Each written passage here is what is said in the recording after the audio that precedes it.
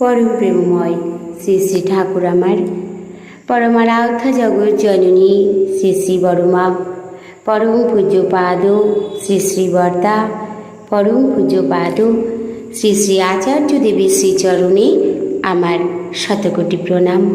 আমি শ্যামলী দেবনাথ শ্যামার পরিবার চ্যানেলের সকল ভাই ও বোনেদের জানাই জয়গুরু ও ভালোবাসা। আমি শুরু করছি ইষ্ট প্রসঙ্গ আলোচনা। আজ আমি পরম প্রেমময় শ্রী শ্রী ঠাকুরের নারী নীতি গ্রন্থ থেকে কিছু অংশ পাঠ করে শোনাচ্ছি। এক পাত্রে আহার।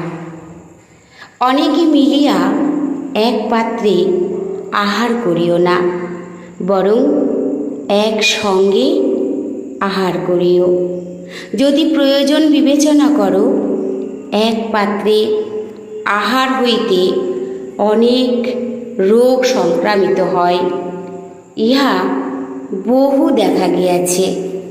ইহার ফলে তুমি রোগদুষ্ট হইয়া সমস্ত পরিবারকেও রোগদুষ্ট করিয়া ফেলিতে পারো, যাহা স্বাস্থ্য, আনন্দ ও জীবনকে অবনত করে, তাহাই পাপ।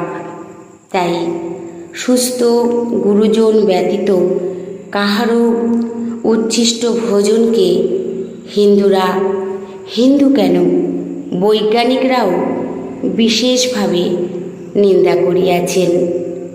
বাণী সংখ্যা 56। সবাই ভালো থাকবেন, সুস্থ থাকবেন। পরম দয়ালের শ্রীচরণে আমি সকলের জন্য মঙ্গল প্রার্থনা করি।